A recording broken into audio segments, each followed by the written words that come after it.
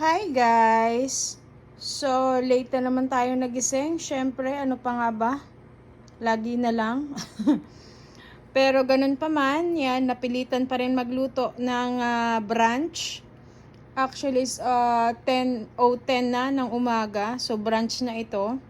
At ang aking brunch ay isang dambuhalang rice, skinless longganisa, may pritong talong, syempre, at ang mga sausawan, ang pinakurat at ang toyo na may kalamansi at sibuyas. At syempre, ang ating rice, yung pinaglutuan natin ng skinless longganisa, nilagayan natin yung ating rice. O, 'di ba? Tapos medyo, ayan, medyo nasisita na ako sa hindi pagkain ng mga fruits.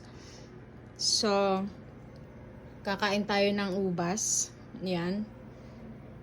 At syempre, yung asawa ko, laging pinapaalala, milk, milk, milk. So, ayan. Yan po ang ating brunch. Yan.